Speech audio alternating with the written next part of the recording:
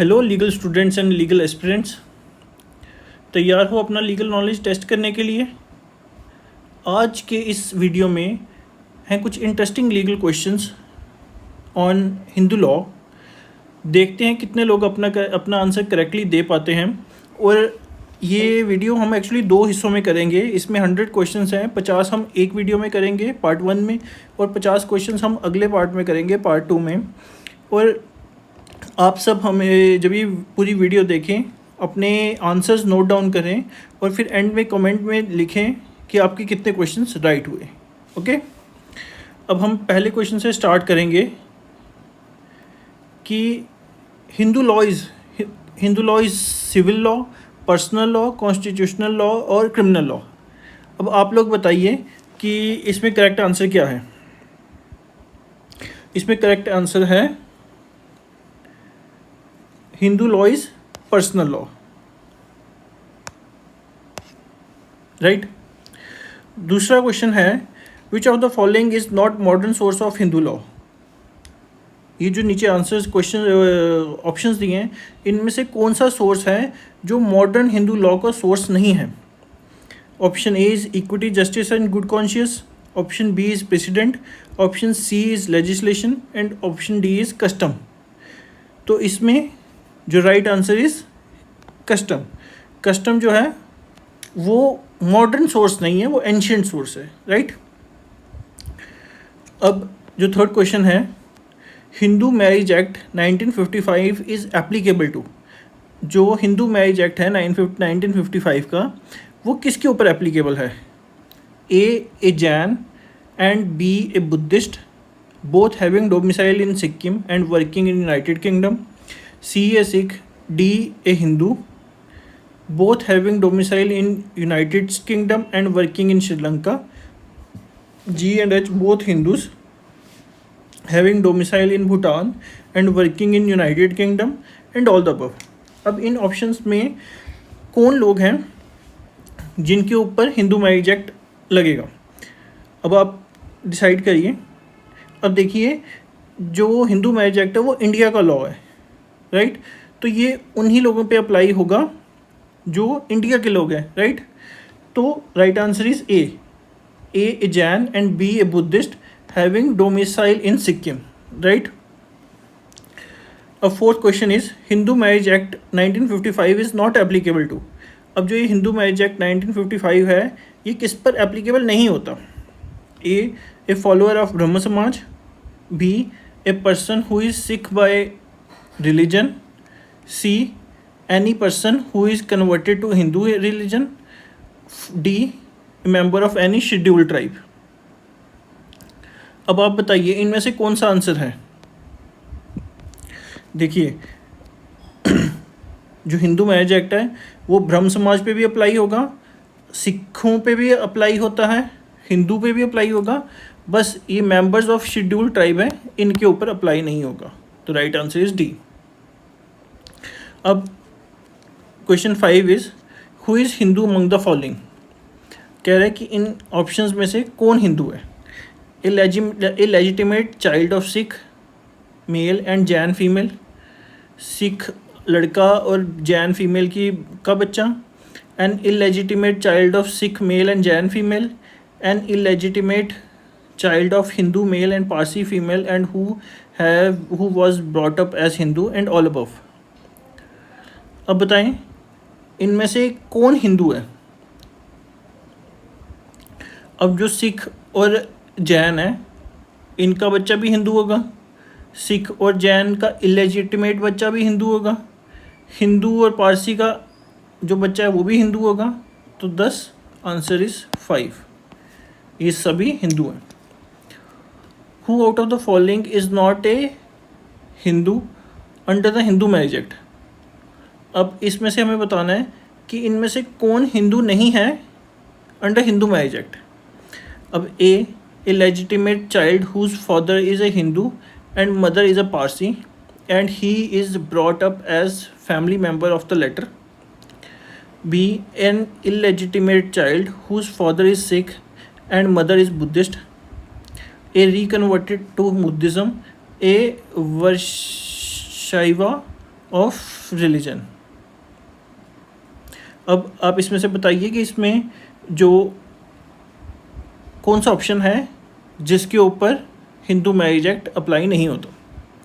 तो right answer is a legitimate child whose father is Hindu and mother is Parsi and he is brought up as family member of the latter. कि बच्चा हिंदू और पारसी का है, पर वो पारसी फैमिली में बड़ा हुआ है, पारसी की तरह ही पैदा हुआ है, वो उसका पालन पोषण हुआ है, तो उसके ऊपर हिंदू मैरिज एक्ट अप्लाई नहीं होगा और वो हिंदू भी नहीं होगा। राइट। अब 7th question is Hindu law does not apply to person who is Hindu bye.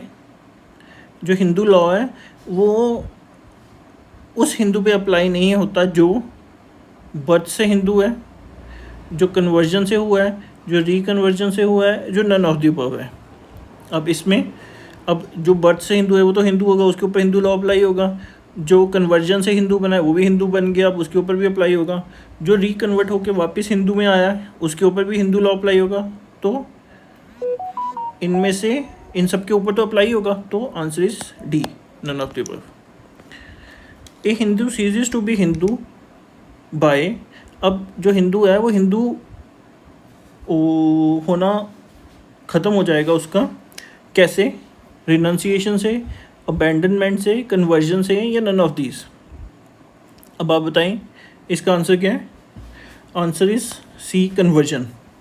कि जैसे वो हिंदू से किसी और में कन्वर्ट हो जाएगा, जैसे हिंदू से मुस्लिम में कन्वर्ट हो गया तो वो हिंदू नहीं रहेगा। राइट। अब 9th is sapinda relationship includes relationship by half और uterine blood, full blood, adoption और ऑल द अबव। आप बताइए कि स्पिंडल रिलेशनशिप इनमें से किसके ऊपर अप्लाई होता है और किन के ऊपर लगेगा। देखिए, हाफ और यूटन ब्लड पे भी लगेगा, फुल ब्लड पे भी लगेगा, अडॉप्शन पे भी लगेगा। राइट। तो answer is all the above. 10th question is in regard to the Hindu marriage sapinda relationship of any person is counted up to. कह रहा है जो स्पिंडल रिलेशनशिप्स हैं हिंदू मैरिजेज में, जो स्पिंडल रिलेशनशिप है वो कहाँ तक काउंट होते हैं। Option A is 5th generation in the line of ascent through father only. कह रहा है फादर की 5th जनरेशन तक upside. 3rd generation of the line of ascent through mother only. Mother की 3 जनरेशन ऊपर तक, बोथ ए एंड बी, और none of the above. इसमें the right answer is both A and B, कि father की 5 generation तक और mother की 3 जनरेशन ऊपर तक स्पिंडल रिलेशनशिप अप्लाई होता है। अब 11th question is which of the following is included in the degrees of prohibited relationship under the Hindu marriage act. अब जैसे आपने हिंदू मैरिज एक्ट पढ़ा हुआ है उसमें कुछ प्रोहिबिटेड रिलेशनशिप्स बताए गए हैं। अब आपने बताना है कि which among the following is included in the degrees of prohibited relationship. इनमें से कौन प्रोहिबिटेड रिलेशनशिप की डिग्री में है। Lineal ascendants of other, wife और हस्बैंड ऑफ लीनियल असेंडेंट्स और descendants of the other, child of 2 sisters, all the above. अब इसका right answer is all the above. ये जो सारे हैं ये सारे प्रोहिबिटेड रिलेशनशिप्स में फॉल करते हैं। अब 12th question is a Hindu girl wishes to marry her mother's sister adopted son who happens to be her childhood friend since the pre-adoption days. Such a marriage under Hindu law will be valid. Prohibited degrees of relationship, voidable और none of the above. अब आप बताएं, question है a Hindu girl wishes to marry her mother's sister's adopted son. देखो, एक लड़की है, आप लगा लो, एक लड़की है, वो अपनी मदर की सिस्टर, ये उसकी मम्मी है, मम्मी की आगे सिस्टर है, सिस्टर के अडॉप्टेड बेटे से शादी करना चाहती है। क्यों? क्योंकि वो उसका बचपन का दोस्त था। अब हमें बताना है कि ये जो मैरिज होगी वो किस में फॉल करेगी? वो वैलिड मैरिज होगी, प्रोहिबिटेड डिग्री ऑफ रिलेशनशिप होगा, वॉइडेबल होगा, या नन ऑफ द अबव होगा? अब the right answer is prohibited degree of relationship, क्योंकि ये प्रोहिबिटेड डिग्री ऑफ रिलेशनशिप में फॉल करते हैं तो marriage is not valid. Next question is, in modern Hindu law, marriage has become, option A is monogamous, indissoluble union, sacramental union, और D contract. आप बताएंगे इसका आंसर क्या है? In modern Hindu law, marriage has become, right answer is monogamous, right? Which is not a condition of valid Hindu marriage. अब आपने बताना है. Next question is, which of the following is not a condition for valid Hindu marriage? इनमें से कौन सी condition जो है, जो कौन सा option है जो condition नहीं है for valid Hindu marriage? Neither party has spouse living at the time of the marriage, right? If the age of the party is above 18 years and below 21 years of age, the partners are not within the degree of prohibited relationship unless the custom or usage governing each of them permits the marriage between the two. The partners are not spindles of each other unless the custom or usage governing each of them permits the marriage. अब आपने बताना है कि इनमें से कौन सी condition है जो वैलिड नहीं है.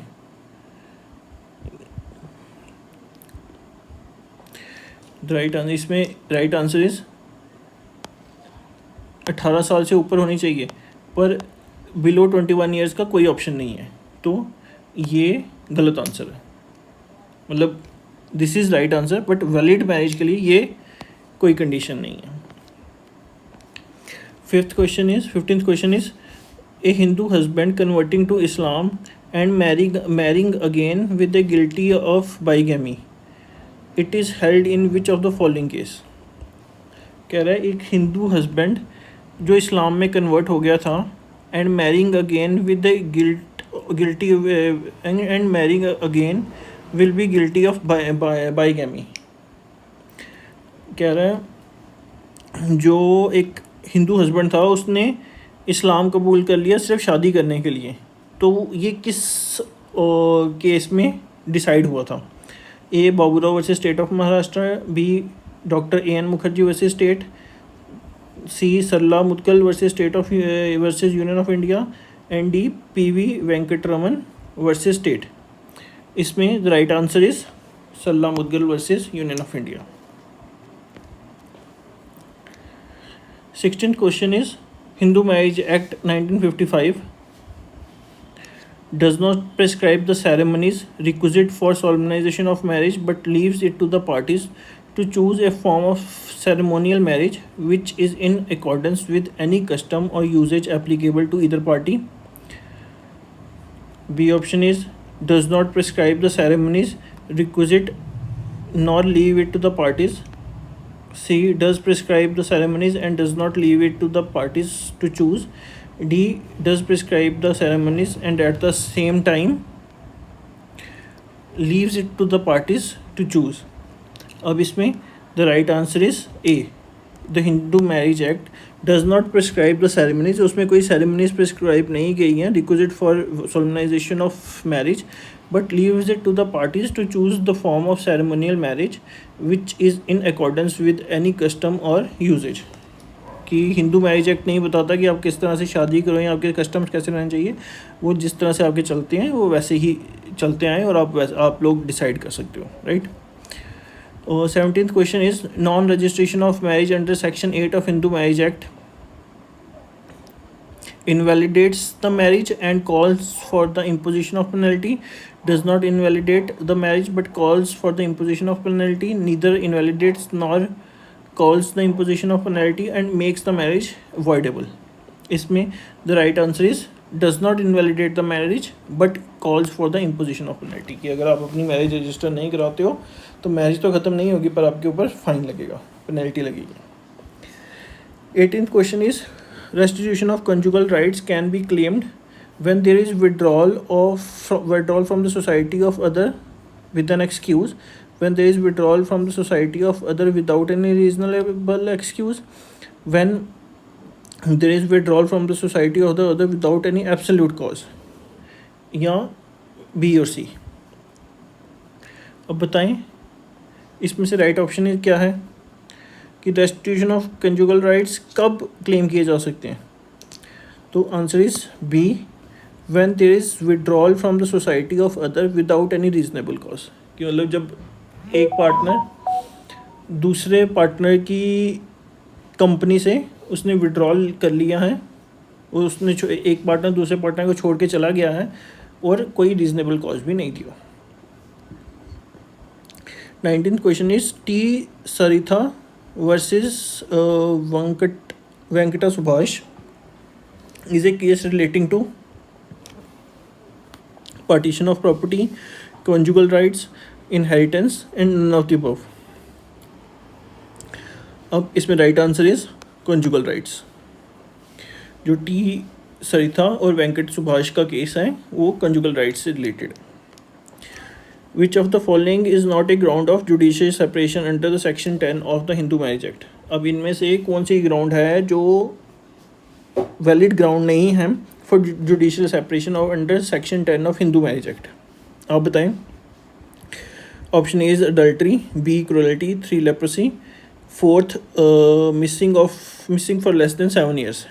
अब आप बताएं इसमें right answer is missing for less than 7 years। अब इसमें अगर 7 years से ज़्यादा हो तभी जुडिशियल सेपरेशन की ग्राउंड बनती है। 21 is which one of the following section of the Hindu Marriage Act provides for void marriages। अब कौन सी सेक्शन है जो void marriages के बारे में बताती है। सेक्शन 12, सेक्शन 13, 11 और 14। The right answer is section 11। Next question is premarital relation of a spouse is statutory ground for judicial separation, divorce, nullity of marriage, none of the above. जो premarital relation of a spouse है for statutory ground is a statutory ground for क्या option है, judicial separation, divorce, nullity of marriage, none of the above. Right answer is none of the above. जो premarital relations है वो कोई फ़र्क नहीं पड़ता, राइट।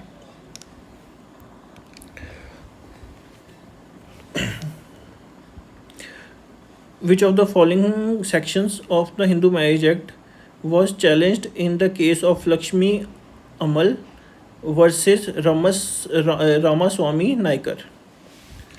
कह रहा है हिंदू मैरिज एक्ट की कौन सी सेक्शंस थी जो चैलेंज की गई थी लक्ष्मी अमल वर्सेस रामास्वामी नायकर के केस में। Section option A section 10, section 11, section 12, section 13। Right answer is B, section 11 void marriages की। Question 24 is void marriages have been described under, कौन सी सेक्शन में डिस्क्राइब की गई हैं। 3 हमने ऑप्शंस क्वेश्चंस इसी पे सॉल्व कर लिए। That is section 11 of Hindu marriage act. Question 25 is a marriage solemnized between two Hindus would not be regarded as void under section 11 of the act if option A is one party has spouse living at the time of the marriage, the parties are within the degrees of prohibited relationship, either party is incapable of giving a valid consent to the marriage due to unsoundness of mind, or fourth the parties are spindles to each other। कह रहा है marriage दो Hindus की marriage हुई है वो void नहीं होगी अंडर सेक्शन 11 इफ़, क्या ऑप्शंस पढ़े आप बताइए क्या आंसर है। Answer C is right answer is answer C, option C. Either party is incapable of giving valid consent to the marriage due to the unsoundness of mind. क्यों? Because this marriage would be voidable marriage, not void marriage, right। 26th question is incapacity to consummate the marriage within the meaning of section 12 of Hindu Marriage Act can means, अब इसका मतलब क्या है? Incapacity to consummate क्या होता है? Can be physical, can be mental, can be physical और mental, और only physical and non mental. इसका राइट आंसर क्या है? इसका इनकैपेसिटी टू कंज्यूमेट, इसका क्या मतलब है under section 12 is either physical और मेंटल। फिजिकल भी हो सकता है और मेंटल भी हो सकता है। Concealment of respondent of pre marriage pregnancy by some person other than the petitioner can make a marriage. अगर कोई प्री मैरिज की प्रेगनेंसी है और वो कोई इंसान छुपाता है अदर देन द पटिशनर, तो what that makes the marriage. Option A is void, voidable, illegal और वैलिड। अब आप बताओ इसमें से राइट आंसर क्या है? Right answer is option B, that makes the marriage voidable. 28th question is, in which of the following reports the law commission recommended the breakdown principle to be accepted as the additional ground of divorce। कह रहा है breakdown principal जो था वो कौन सी law commission ने report किया था और जिसको एडिशनल ग्राउंड ऑफ डिवोर्स बनाया।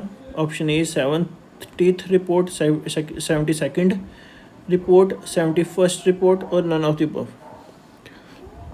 The right answer is option C, 71st report. Question 29 is, restitution of conjugal rights is available to. Restitution of conjugal rights किसके पास अवेलेबल है? हस्बैंड के पास, वाइफ के पास, हस्बैंड के पास, हस्बैंड और वाइफ दोनों के पास, only husband and not wife. Right answer is C, husband और वाइफ दोनों के पास है, दोनों रेस्टिट्यूशन ऑफ कंजुगल राइट्स का केस कर सकते हैं। और ये question 30 is, marital relationship comes to an end in case of. जो मैरिटल रिलेशनशिप है वो ख़त्म हो जाता है किस केस में? जुडिशियल सेपरेशन के केस में, रेस्टिट्यूशन ऑफ कंजुगल राइट्स के केस में, डिवोर्स के केस में, या ए और बी के केस में। और आप बताएं क्या आंसर है? Answer is very simple, option C, divorce के केस में। जुडिशियल सेपरेशन में बस कहा जाता है कि अलग अलग रहो, मैरिज डिसॉल्व नहीं होती। रेस्टिट्यूशन ऑफ कंजुगल राइट्स में कहा जाता है कि साथ रहो, और मैरिज तो ऑब्वियसली डिसॉल्व नहीं होगी। तो right answer is C, divorce. Question 31 is, statement while there is no rose which has not thorn, but if what you hold is all thorn and no rose, better throw it away, relates to। अब ये जो इन्होंने पूरा statement दी है, ये कह रहे हैं किससे रिलेटेड है कि while there is no rose which has no thorn, not thorns। कह रहा है कोई रोज़ नहीं है जिसके पास थॉर्न, कोई कांटा भी नहीं है, but if you hold all thorns, और अगर तुमने सिर्फ कांटे ही पकड़े हैं और फूल कोई भी नहीं है, और उसको बेटर है कि उसको फेंक दिया जाए। ये किससे रिलेटेड है? Restitution of conjugal rights, judicial separation, divorce by mutual consent और irretrievable breakdown of marriage theory of divorce. आप बताएं, answer is D, irretrievable breakdown of marriage theory of divorce. कि शादी इतनी ख़राब हो चुकी है कि अब साथ रहना पॉसिबल ही नहीं है, तो इससे बेटर है कि अलग हो जाया जाए। Next question is, which of the following is not a ground for divorce under Hindu marriage act. अब इनमें से कौन सी चीज़ है, जो कौन सा ऑप्शन है जो वो वैलिड ग्राउंड नहीं है डिवोर्स के लिए?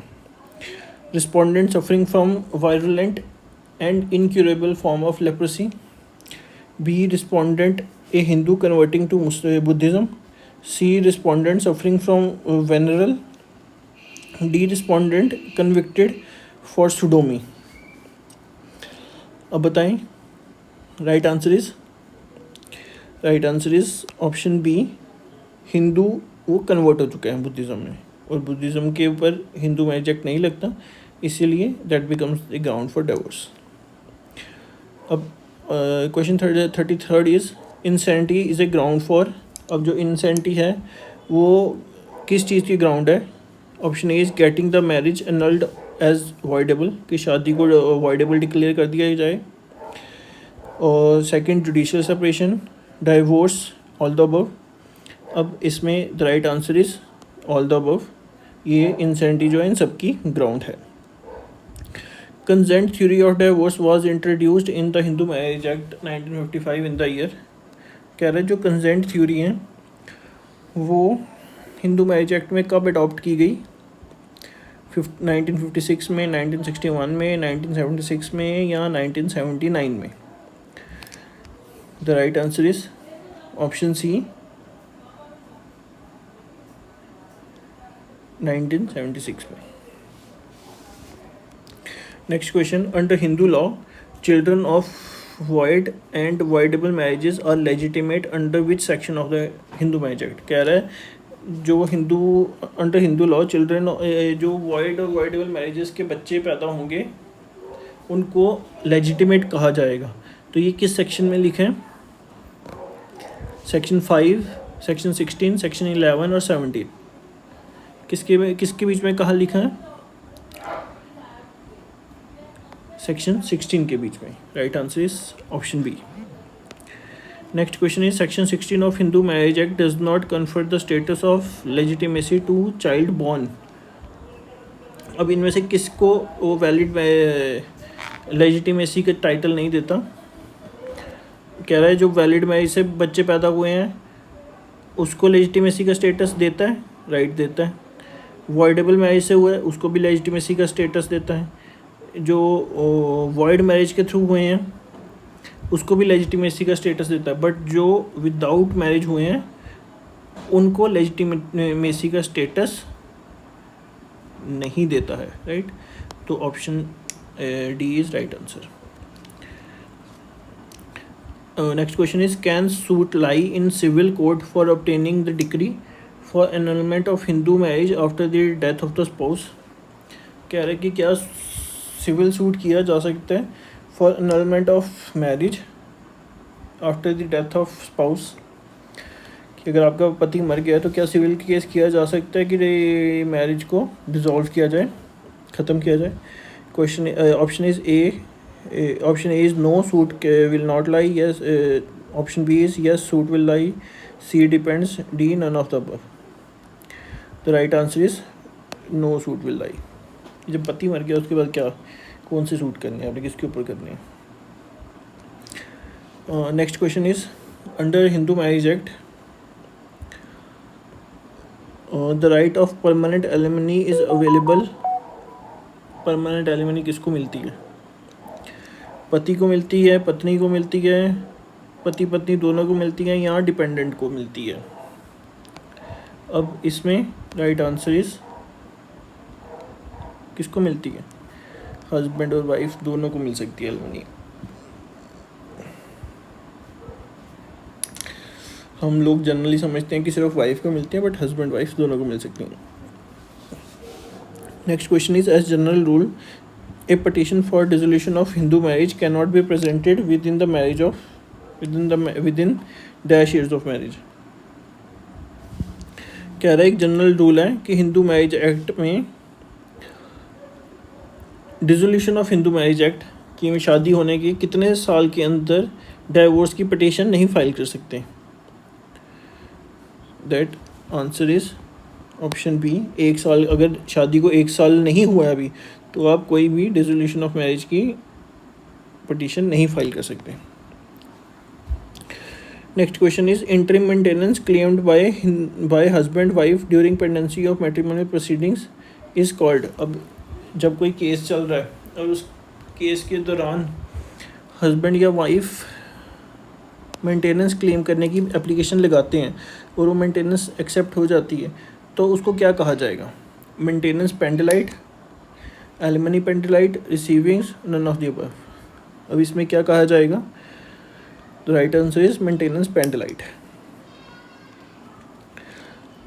Section 41 oh sorry, question 41 is section 26 of Hindu Marriage Act and as amended by the Hindu Marriage Amendment Act 1964 deals with.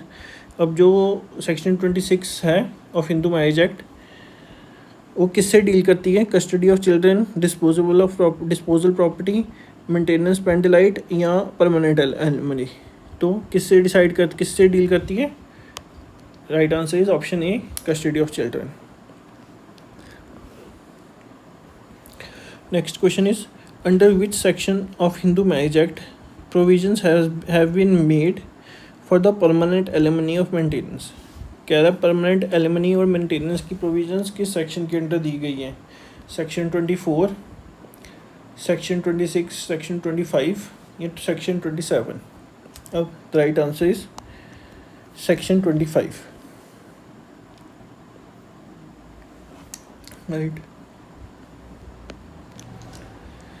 Next question is Hindu succession act 1956 applies to the person of the following religion. अब जो Hindu succession act है वो किस किस के ऊपर apply होगा? Hindu, Sikh, Parsi, Hindu, Jain, Buddhist and Sikhs. Only Hindus, Jain, Buddhist, Sikhs and Jews. अब किसके ऊपर अप्लाई होगा? Option B, Hindus, Jains, Buddhist and Sikhs. Jews के ऊपर अप्लाई नहीं होता और पारसीज के भी ऊपर नहीं होता. Next question is a person who dies without making a will is known as intestate. This has been defined under Hindu Succession Act in. अभी कौन सी सेक्शन में इंटरस्टेट किस सेक्शन में डिफाइन किया गया? Section 3C, section 3G, 3H या section 4. अब इसमें the right answer is section 3G. इसमें जो इंटरस्टेट की डेफिनेशन दी गई है वो सेक्शन 3B में दी गई है, 3G में दी गई है. Next question is a property required by the female as co-partner can be disposed of by her by way of. किस तरह से dispose of की जा सकती है? Property acquired by the female as co-partner can be disposed of by her by way of testamentary disposition, gift, both A, B or none of the above. अब इसमें the right answer is both ए या B. अब जो property लड़की को मिल गई है अब वो चाहे उसको विल करे या गिफ्ट करे, दोनों चीज़ें कर सकती है. राइट. अब question 46 is in the absence of class 1 legal heir who inherits the property of Hindu male. अगर उसके क्लास 1 लीगल हायर्स नहीं है तो प्रॉपर्टी किसको मिलेगी? फादर को, ब्रदर को, सिस्टर या ऑल द अबव. किसको मिलेगी? Right answer is A, because father does not falls within the class 1 legal hire, class 2 legal hire. Next question is general rules of succession of Hindu male dying intestate are contained in section dash of Hindu Marriage Act, Hindu Succession Act. Sorry. अब जो general rules of succession of Hindu male dying intestate, अब उसके जो rules हैं वो किस में दिए गए हैं? सेक्शन 7, सेक्शन 8, सेक्शन 14 या सेक्शन 15. किस में दिए गए हैं आप बताएं? Right answer is section B, sorry right option is B, section 8. Next question under Hindu succession act 1956 which of the following is not a class 1 legal heir. अब इनमें से क्लास 1 लीगल हायर कौन नहीं है? मदर, फादर, सन और daughter. अब बताएं, मैंने अभी जस्ट बताया आपको कि जो फादर है वो क्लास 1 लीगल हायर नहीं है, father is class 2 legal heir. 49th question is a Hindu dies intestate leaving 2 sons, daughters, 2 widows, 3 granddaughters by the predeceased son. Calculate the share of the granddaughter. अब इसमें ग्रैंड डॉटर का क्या share होगा? 1/7, 1/14, 1/21 और 1/28. अब बताऊँ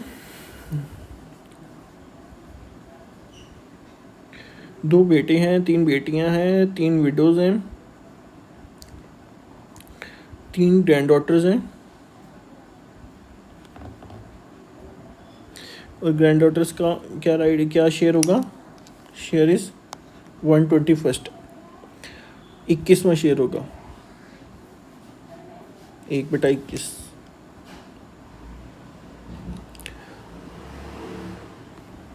next question is rule of distribution of property of an intestate among heirs in class 2 of the schedule has been provided under dash of Hindu Succession Act। कह रहा है rule of distribution of property, अगर कोई interstate जिसकी death हो जाती है तो उसके क्लास 2 लीगल हायर्स में जो प्रॉपर्टी डिस्ट्रीब्यूट हो गई उसका जो रूल्स प्रोवाइड किए हैं वो किस सेक्शन में प्रोवाइड किए हैं? Section 13, section 11, section 132, section 14। बताओ किस में प्रोवाइड किए हैं? Right answer is option B, section 11।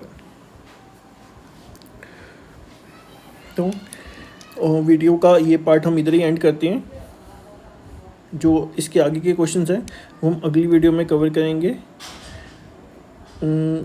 आप सभी से रिक्वेस्ट है प्लीज़ चैनल को एक बार सब्सक्राइब कर लें ताकि जब भी मैं नई वीडियो डालूं तो आपके पास उसकी नोटिफिकेशन आए और आप उसको देख पाओ और अपनी जो भी लीगल प्रिपरेशन है for any paper, for any exam, competitive और जनरल इन नेचर, आप वो कर पाओ और अच्छे नंबर ले पाओ। So students, all the best for your exams. Thank you.